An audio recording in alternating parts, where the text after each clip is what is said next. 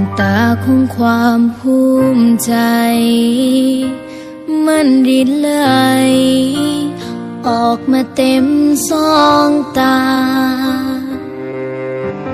อุปสรรคปัญหาทำให้เข้มแข็งเคยท้อหมดกำลังใจ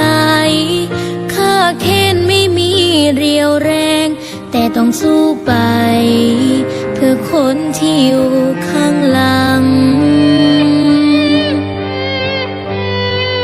คอยเป็นกำลังใจคอยห่วงใยไม่เคยทอดทิ้งกันเหนื่อยสักเท่าใดแค่ไหนต้องทำให้ถึงฝันสู้ไม่เคยคิดถอยหวังเพียงต้องมีสักวันจนทำให้ฉันได้มาถึงวันนี้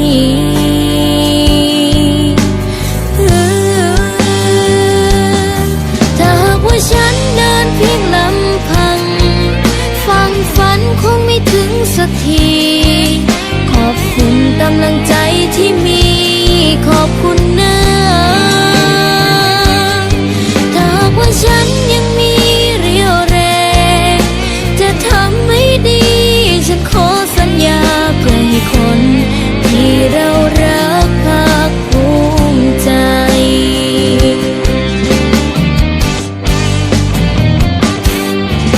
จะเหนื่อยแค่ไหนจะหนักแค่ไหนอย่าไปท้อ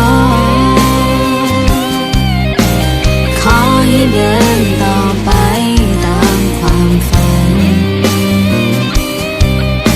จะคอยเป็นกำลังใจ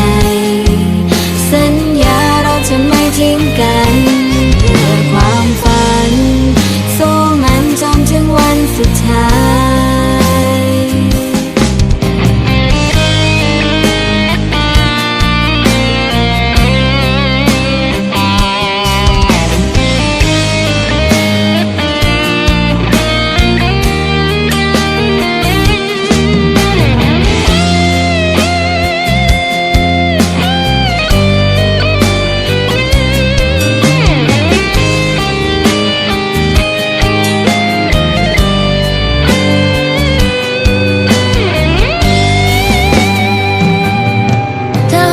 ฉันเดินเพียงลำพัง